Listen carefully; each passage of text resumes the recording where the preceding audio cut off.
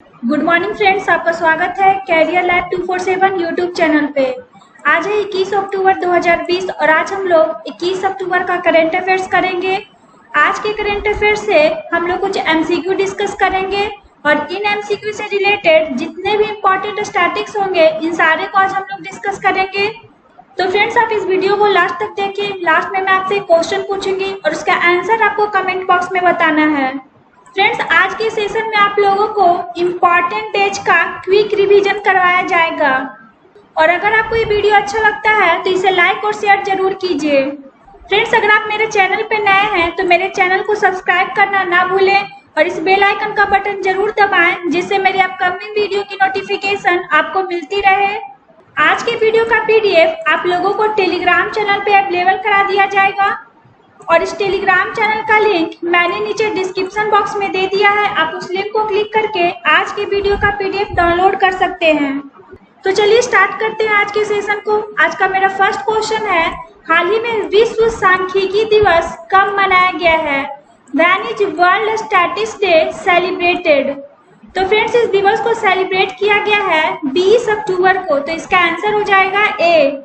20 अक्टूबर को पूरे विश्व भर में विश्व सांख्यिकी दिवस के रूप में सेलिब्रेट किया जाता है। फ्रेंड्स, अभी जो विश्व सांख्यिकी दिवस है यानी वर्ल्ड स्टैटिस्टिक्स डे है, इस दिवस को सेलिब्रेट क्यों किया जाता है? तो इस दिवस को सेलिब्रेट किया जाता है सांख्यिकी की पॉपुलैरिटी को लोगों के बीच में जागरूकता फैलाने के लिए। फ्रेंड्स, विश्व सांख्यिकी दिवस प्रत्येक 5 साल के बाद सेलिब्रेट किया जाता है और इस दिवस को पहली बार सेलिब्रेट किया गया था 2010 में। कब किया गया था? 2010 में। और इस साल ये तीसरा विश्व सांख्यिकी दिवस सेलिब्रेट किया गया है। फ्रेंड्स, वर्ष 2020 के लिए वर्ल्ड स्टैटिस्टिक्स डे का थीम क्या है? Connecting the world with data we can trust. क्या है? Connecting the world with data we can trust. Friends, आज के सेशन में जनवरी में जितने भी इम्पोर्टेंट डे हैं इन सारे को आज हम लोग डिस्कस करेंगे। फर्स्ट है 4 जनवरी। फ्रेंड्स, इस दिन को वर्ल्ड ब्रेल डे के रूप में सेलिब्रेट किया जाता है और इस दिवस को लुइस ब्रेल की जयंती के अवसर पर सेलिब्रेट किया जाता है। नेक्स्ट है 9 जनवरी। फ्रेंड्स, 9 जनवरी को प्रवासी भारतीय दिवस के रूप में सेलिब्रेट किया जाता है और प्रवासी दिवस को पहली बार सेलिब्रेट किया गया था 2003 में। नेक्स्ट है 10 जनवरी। फ्रेंड्स, 10 जनवरी को वर्ल्ड हिंदी डे के रूप में सेलिब्रेट किया जाता है और इस दिवस को पहली बार मनाए जाने का घोषणा किया गया था 2006 में। नेक्स्ट है 12 जनवरी। फ्रेंड्स, 12 जनवरी को हम लोग नेशनल यूथ डे के रूप में सेलिब्रेट करते हैं और इस दिवस को स्वामी विवेकानंद के जन्म दिवस के अवसर पर सेलिब्रेट किया जाता है। नेक्स्ट है 14 जनवरी। फ्रेंड्स, 14 जनवरी को हम लोग आर्म्ड फोर्सेज वेटरन्स डे के रूप में सेलिब्रेट करते हैं और इस दिवस को पहली बार सेलिब्रेट किया गया था 2017 में। नेक्स्ट है 15 जनवरी। 15 जनवरी को हम लोग इंडियन आर्मी डे के रूप में सेलिब्रेट करते हैं और फ्रेंड्स, 2020 में हम लोगों ने 72 आर्मी डे सेलिब्रेट किया है। नेक्स्ट है 24 जनवरी। फ्रेंड्स, 24 जनवरी को इंटरनेशनल डे ऑफ एजुकेशन के रूप में सेलिब्रेट किया जाता है और वर्ष 2020 के लिए इंटरनेशनल डे ऑफ एजुकेशन का थीम क्या है? Learning for people, planet, prosperity and peace. क्या है? Learning for people, planet, prosperity and peace. Friends, 24 जनवरी को एक और दिवस सेलिब्रेट किया जाता है, वो है national girl child day. Next है 25 जनवरी। फ्रेंड्स, इस दिवस को नेशनल वोटर्स डे के रूप में सेलिब्रेट किया जाता है और वर्ष 2020 के लिए नेशनल वोटर्स डे का थीम क्या है? Electoral literacy for stronger democracy. क्या है? Electoral literacy for stronger democracy. Next है 30 जनवरी। फ्रेंड्स, इस दिवस को वर्ल्ड लेप्रोसी डे के रूप में सेलिब्रेट किया जाता है और वर्ष 2020 के लिए वर्ल्ड लेप्रोसी डे का थीम क्या है? Leprosy is not what you think. क्या है? Leprosy is not what you think. Friends, किसी भी एग्जाम में जब देश से रिलेटेड क्वेश्चन पूछा जाता है तो इस क्वेश्चन को दो वे में पूछा जा सकता है। पहला तो ये पूछ दिया जाता है कि इस दिवस को कौन से डेट में मनाया जाता है, और किसी किसी एग्जाम में इसकी थीम पूछ दी जाती है। तो फ्रेंड्स, आपको इम्पोर्टेंट डे के थीम को भी ध्यान में रखना है। नेक्स्ट क्वेश्चन है, हाल ही में किसने आयुष्मान सहकार योजना शुरू की है? Recently who has launched Ayushman Sahakar Yojana? तो ये है नरेंद्र सिंह तोमर। तो इसका आंसर हो जाएगा डी। फ्रेंड्स, अभी हमारे कृषि मंत्री नरेंद्र सिंह तोमर जी के द्वारा आयुष्मान सहकार योजना को स्टार्ट किया गया है। फ्रेंड्स, इस योजना के माध्यम से देश में स्वास्थ्य सेवाओं के बुनियादी ढांचे के निर्माण में काफी हेल्प मिलेगा। और ये जो योजना है आयुष्मान सहकार योजना, इस योजना को लॉन्च करने का मेन पर्पस है जितने भी ग्रामीण इलाके हैं इन सभी क्षेत्रों में स्वास्थ्य सेवाओं में परिवर्तन लाना है। नेक्स्ट क्वेश्चन है, हाल ही में किस राज्य सरकार ने तेलंगाना में बाढ़ आपदा से राहत के लिए 10 करोड़ रुपए की सहायता प्रदान करने की घोषणा की है? Recently which state government has announced to provide assistance of 10 crore rupees for the relief from flood disaster in Telangana? तो ये है तमिलनाडु। तो इसका आंसर हो जाएगा ए। अभी तमिलनाडु राज्य सरकार ने तेलंगाना में बाढ़ आपदा से राहत के लिए 10 करोड़ रुपए की सहायता प्रदान करने की घोषणा की है, जिससे कि तेलंगाना में बाढ़ आपदा से प्रभावित जितने भी लोग हैं इन सभी को हेल्प मिल सके। फ्रेंड्स, अभी इस अनाउंसमेंट को किया गया है तमिलनाडु राज्य सरकार के द्वारा। तो हम लोग तमिलनाडु से रिलेटेड कुछ स्टैटिस देख लेते हैं। आइए अब हम लोग जानते हैं तमिलनाडु के बारे में। फ्रेंड्स, तमिलनाडु का कैपिटल क्या है? चेन्नई। और अभी प्रेजेंट टाइम में तमिलनाडु के सीएम कौन है? एडापट्टी के पलानीस्वामी। फ्रेंड्स, अभी प्रेजेंट टाइम में तमिलनाडु के गवर्नर कौन है? बनवारी लाल पुरोहित। तमिलनाडु में असेंबली सीट कितना है? 234। तमिलनाडु में लोकसभा का सीट कितना है? 39। और राज्यसभा का सीट कितना है? 18। फ्रेंड्स, तमिलनाडु का स्टेट मैमल कौन सा है? नीलगिरी तहर। यहाँ का स्टेट बर्ड कौन सा है? Emerald dub. तमिलनाडु का स्टेट फ्लावर कौन सा है? Gloriosa lily. फ्रेंड्स, यहाँ का स्टेट ट्री कौन सा है? Palm tree. तमिलनाडु में डैम कौन कौन सा है? गोलवरपट्टी और सोलियार। फ्रेंड्स, यहाँ कौन कौन सा फेस्टिवल सेलिब्रेट किया जाता है? पोंगल, थिरुबयारू और नाट्यांजलि। यहाँ का फेमस फोक डांस कौन कौन सा है? भरतनाट्यम, बैंबर, चक्कईयट्टम और देवरत्नम। फ्रेंड्स, तमिलनाडु में रिवर कौन कौन से हैं? कावेरी, पालर, वैगई और अमरावती। यहाँ का इम्पोर्टेंट नेशनल पार्क कौन कौन सा है? मुत्तुमलई, इंदिरा गांधी, मुकुर्थी और gulf of Mannar marine. Friends, Tamil Nadu के वाइल्ड लाइफ सेंचुरीज के अंतर्गत आते हैं Parambikulam, Mukurthi, Annamalai tiger reserve. Next question है, हाल ही में जारी किए गए एशिया पावर इंडेक्स 2020 में भारत की रैंकिंग क्या है? What is India's ranking in the recently released Asia power index 2020? तो ये है 4th। तो इसका आंसर हो जाएगा सी। फ्रेंड्स, अभी एशिया पावर इंडेक्स 2020 को जारी किया गया है और इस इंडेक्स में भारत की रैंकिंग है 4th। फ्रेंड्स, इस इंडेक्स में अमेरिका का 1st पोजीशन है, चाइना का 2nd पोजीशन है और 3rd पोजीशन पे है जापान। और फ्रेंड्स, अपना देश भारत इस इंडेक्स में 4th पोजीशन पे है। नेक्स्ट क्वेश्चन है, हाल ही में कौन सा देश फेस स्कैन करने वाला पहला देश बन गया है? Which country has recently become the first country to do a face scan? तो ये है सिंगापुर। तो इसका आंसर हो जाएगा ए। फ्रेंड्स, सिंगापुर है जो फेशियल वेरिफिकेशन का इस्तेमाल करने वाला पहला देश बन गया है। फ्रेंड्स, इस इंडेक्स से व्यक्ति का पहचान भी किया जाएगा और साथ ही साथ यह भी पता लगाया जा सकेगा कि वो व्यक्ति का एग्जिस्टेंस है या नहीं। फ्रेंड्स, इसी के साथ सिंगापुर है जो फेस स्कैन करने वाला पहला देश बन गया है। इस क्वेश्चन से रिलेटेड हम लोग कुछ स्टैटिस देख लेते हैं। अब हम लोग जानते हैं सिंगापुर के बारे में। फ्रेंड्स, सिंगापुर का कैपिटल क्या है? सिंगापुर।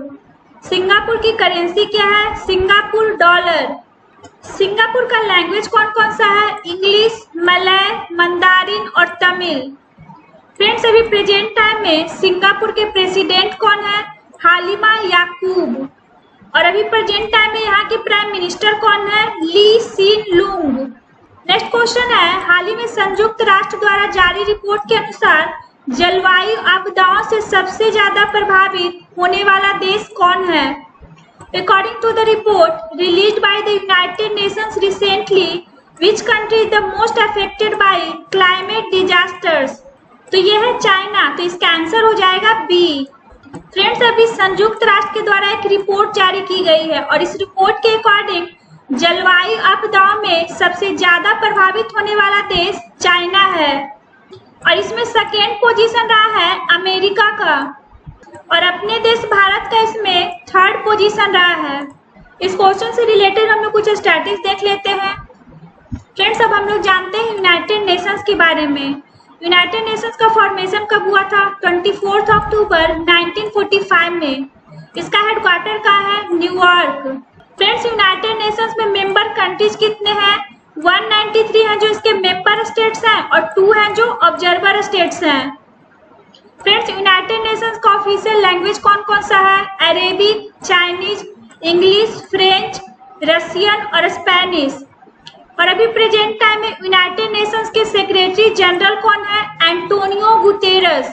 फ्रेंड्स, यूनाइटेड नेशंस के द्वारा कुछ रिपोर्ट पब्लिश किया जाता है और उनमें से कुछ रिपोर्ट है एजुकेशन डेवलपमेंट इंडेक्स, नेक्स्ट है ई गवर्नमेंट डेवलपमेंट इंडेक्स, नेक्स्ट है ग्लोबल इकोनॉमिक आउटलुक। ये सारे रिपोर्ट यूनाइटेड नेशंस के द्वारा पब्लिश किए जाते हैं। नेक्स्ट क्वेश्चन है, हाल ही में टी.एस. एलियट पुरस्कार के लिए किन्हें चुना गया है? Who has been selected for the T.S. Eliot Award recently? तो यह है भानु कपिल, तो इसका आंसर हो जाएगा डी। फ्रेंड्स, अभी भानु कपिल को टी.एस. एलियट पुरस्कार के लिए चुना गया है। फ्रेंड्स, इन्हें ये पुरस्कार इनकी पुस्तक how to wash a heart के लिए दिया जाएगा। नेक्स्ट क्वेश्चन है, हाल ही में भारत ने किस देश से रेफ्रिजरेटर और एयर कंडीशनर के आयात पर प्रतिबंध लगा दिया है? Recently India has banned the import of refrigerators and air conditioners from which country? तो यह है चाइना, तो इसका आंसर हो जाएगा बी। फ्रेंड्स, अभी अपने देश भारत ने चीन देश से रेफ्रिजरेटर और एयर कंडीशनर के आयात पे बैन लगा दिया है और इन दोनों के आयात पे बैन लगाने का मेन पर्पस है घरेलू मैन्युफैक्चरिंग को बढ़ावा देना। फ्रेंड, चाइना और थाईलैंड है जो भारत के लिए एयर कंडीशनर के टॉप एक्सपोर्टर्स हैं। और फ्रेंड, जब हम लोग आंकड़ों पे नजर डालें तो इन दोनों देशों से भारत का 90% सामान इंपोर्ट होता है। तो फ्रेंड्स, घरेलू मैन्युफैक्चरिंग को बढ़ावा देने के लिए अपने देश भारत ने चीन देश से रेफ्रिजरेटर और एयर कंडीशनर के आयात पे बैन लगा दिया है। नेक्स्ट क्वेश्चन है, हाल ही में आरबीआई ने किस बैंक पर 4.50 करोड़ रुपए का जुर्माना लगाया है? Recently which bank has imposed a fine of 4.50 crore on RBI? तो यह है इंड बैंक, तो इसका आंसर हो जाएगा डी। फ्रेंड्स, अभी आरबीआई ने इंड बैंक पे 4.5 करोड़ रुपए का जुर्माना लगाया है। अब ये जुर्माना लगाया गया है इंड बैंक पे, तो हम लोग इंड बैंक से रिलेटेड कुछ स्टैटिस्टिक्स देख लेते हैं। फ्रेंड्स, अब हम लोग जानते हैं इंड बैंक के बारे में। इसका फाउंडेशन कब हुआ था? 1994 में। इंड बैंक का हेडक्वार्टर कहाँ है? पुणे। फ्रेंड्स, अभी प्रेजेंट टाइम में इस बैंक के चेयरमैन कौन है? मिस्टर अरुण तिवारी। और अभी प्रेजेंट टाइम में इंड बैंक के एमडी एंड सीईओ कौन है? Sumant Kathpalia. Friends, Ind bank का टैगलाइन क्या है? We make you feel richer. क्या है? We make you feel richer. Next question है, हाल ही में किसने देश के पहले बहु मॉडल लॉजिस्टिक पार्क का शिलान्यास किया है? Recently who laid the foundation stone of country's first multi modal logistic park? तो यह है नितिन गडकरी, तो इसका आंसर हो जाएगा ए। अभी हमारे केंद्रीय सड़क परिवहन और राजमार्ग मंत्री नितिन गडकरी जी के द्वारा देश का पहला बहु मॉडल लॉजिस्टिक पार्क का शिलान्यास किया गया है। और फ्रेंड्स इस पार्क की नींव रखी गई है असम में, और असम में कहाँ? बोंगाईगांव जिले में। फ्रेंड्स इस पार्क का टोटल लागत आएगा 694 करोड़ रुपीज। नेक्स्ट क्वेश्चन है, हाल ही में आईआईटी मद्रास स्टार्टअप ने किस राज्य में डेयरी किसानों के लिए मूपे शुरू किया है? Recently IIT Madras startup has started Moopay for dairy farmers in which state? तो यह है राजस्थान, तो इसका आंसर हो जाएगा सी। फ्रेंड्स अभी आईआईटी मद्रास स्टार्टअप ने राजस्थान राज्य में डेयरी किसानों के लिए मूपे स्टार्ट किया है। फ्रेंड्स इससे डेयरी किसानों के बचत बैंक खाते में मिल का जितना भी पेमेंट होगा इसको डिजिटली रूप से स्थानांतरित किया जाएगा। अब इस मूपे पेमेंट गेटवे को स्टार्ट किया गया है राजस्थान राज्य में। तो हम लोग राजस्थान से रिलेटेड कुछ स्टैटिस देख लेते हैं। फ्रेंड्स ये है इंडिया का मैप और ये है राजस्थान। राजस्थान का कैपिटल क्या है? जयपुर। राजस्थान में डिस्ट्रिक्ट कितने हैं? 33। फ्रेंड्स अभी प्रेजेंट टाइम में राजस्थान के चीफ मिनिस्टर कौन है? अशोक गहलोत। और अभी प्रेजेंट टाइम में राजस्थान के गवर्नर कौन है? कलराज मिश्र। फ्रेंड्स राजस्थान में लेजिस्लेटिव असेंबली सीट कितना है? 200। राजस्थान में लोकसभा का सीट कितना है? 25 और राज्यसभा का सीट कितना है? 10। फ्रेंड्स राजस्थान का नेबर बॉर्डर स्टेट कौन कौन सा है? पंजाब, हरियाणा, उत्तर प्रदेश, मध्य प्रदेश और गुजरात। राजस्थान का इंटरनेशनल बॉर्डर कंट्री कौन सा है? पाकिस्तान। फ्रेंड्स राजस्थान का लैंग्वेज कौन सा है? हिंदी। राजस्थान के हाईकोर्ट का क्या नाम है? Rajasthan high court Jodhpur. Friends अभी प्रेजेंट टाइम में राजस्थान हाई कोर्ट के चीफ जस्टिस कौन है? इंद्रजीत मोहंती। क्या नाम है उनका? इंद्रजीत मोहंती। नेक्स्ट क्वेश्चन है, हाल ही में देशी पर्यटकों को आकर्षित करने वाला देश का पहला राज्य कौन बन गया है? Recently who has become the first state in the country to attract domestic tourist? तो यह है उत्तर प्रदेश, तो इसका आंसर हो जाएगा सी। फ्रेंड्स अभी उत्तर प्रदेश है जो देशी पर्यटकों को आकर्षित करने वाला देश का पहला राज्य बन गया है। फ्रेंड्स इस राज्य में जितने भी पर्यटक स्थल हैं, इन सभी स्थानों पे जितने भी टूरिस्ट आते हैं, इन सभी को आकर्षित करने के लिए वो सारी फैसिलिटी अवेलेबल कराई जा रही है, जिससे कि टूरिस्ट को कोई प्रॉब्लम क्रिएट नहीं हो। फ्रेंड्स इसी के साथ देशी पर्यटकों को आकर्षित करने वाला देश का पहला राज्य बन गया है उत्तर प्रदेश। इस क्वेश्चन से रिलेटेड हम लोग कुछ स्टैटिस देख लेते हैं। फ्रेंड्स अब हम लोग जानते हैं उत्तर प्रदेश के बारे में। उत्तर प्रदेश का कैपिटल क्या है? लखनऊ। और अभी प्रेजेंट टाइम में उत्तर प्रदेश के चीफ मिनिस्टर कौन है? योगी आदित्यनाथ। फ्रेंड्स अभी प्रेजेंट टाइम में उत्तर प्रदेश के गवर्नर कौन है? आनंदीबेन पटेल। नेक्स्ट क्वेश्चन है, हाल ही में किसने ग्रैंड चैलेंजेस की वार्षिक बैठक को वर्चुअल रूप से संबोधित किया है? Who has virtually addressed the Grand Challenges Annual Meeting recently? तो यह है नरेंद्र मोदी, तो इसका आंसर हो जाएगा बी। फ्रेंड्स अभी हमारे माननीय प्रधानमंत्री नरेंद्र मोदी जी ने ग्रैंड चैलेंजेस की वार्षिक बैठक को वर्चुअली रूप से संबोधित किया है। इस बैठक में विज्ञान और नवाचार में निवेश जैसे मुद्दों पे विचार विमर्श किया गया है और साथ ही साथ भविष्य में महामारी से निपटने के लिए कौन कौन से तरीके अपनाए जाने चाहिए, इस पे भी प्रकाश डाला गया है। नेक्स्ट क्वेश्चन है, हाल ही में किस राज्य में सेफ सिटी प्रोजेक्ट का शुभारंभ किया गया है? Recently in which state safe city project has been launched? तो यह है उत्तर प्रदेश, तो इसका आंसर हो जाएगा बी। फ्रेंड्स अभी उत्तर प्रदेश के गवर्नर आनंदी पटेल जी ने लखनऊ में एक सेफ सिटी प्रोजेक्ट का शुभारंभ किया है। फ्रेंड्स ये प्रोजेक्ट 180 दिनों का होगा। फ्रेंड्स इस प्रोजेक्ट के थ्रू सार्वजनिक स्थानों पर महिलाओं की सुरक्षा को मजबूत करने की दिशा में काम किया जाएगा, जिससे कि महिलाओं को सार्वजनिक स्थानों पे सेफ्टी का माहौल मिल सके। फ्रेंड्स इस अभियान के तहत यहाँ की राज्यपाल आनंदी पटेल जी ने 100 गुलाबी स्कूटर और 10 4 पहिया पुलिस वाहन को हरी झंडी दिखाकर रवाना किया है, जो इस प्रोजेक्ट में हेल्प करेगा। अब हम लोग लास्ट वीडियो का क्वेश्चन का आंसर देख लेते हैं। हम लोग का क्या क्वेश्चन था?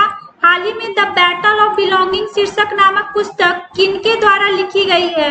Recently the book title the battle of belonging has been written by. तो ये है शशि थरूर, तो इसका आंसर हो जाएगा डी। फ्रेंड्स, ये जो पुस्तक है द बैटल ऑफ बिलोंगिंग, इस पुस्तक को लिखा गया है शशि थरूर के द्वारा। फ्रेंड्स, मैं हमेशा बोलती हूँ जब भी कोई बुक से रिलेटेड क्वेश्चन आता है तो आपको उस बुक का नाम और उसके राइटर कौन है, इन दोनों का नाम याद रखना है। ये एग्जाम में अक्सर पूछा जाता है। मोस्ट ऑफ स्टूडेंट्स ने इस क्वेश्चन का आंसर सही बताया है, तो आप लोग इसी तरह क्वेश्चन का आंसर रेगुलर दिया कीजिए। आप लोगों के लिए आज का क्वेश्चन है, हाल ही में दिल्ली और जिला क्रिकेट संघ के नए अध्यक्ष के रूप में किन्हें चुना गया है? Recently who has been elected as the new president of Delhi and district cricket association? तो इसका ऑप्शन है रोहन जेटली, सुरेश पाटिल, वेद प्रकाश और सुनील मेहता। तो इसका आंसर आपको कमेंट बॉक्स में बताना है। फ्रेंड्स, मेरा ये वीडियो आपको कैसा लगा मुझे कमेंट बॉक्स में कमेंट करके जरूर बताएं, और अगर आपको ये वीडियो अच्छा लगा हो तो इसे लाइक और शेयर जरूर करें। Thanks for watching.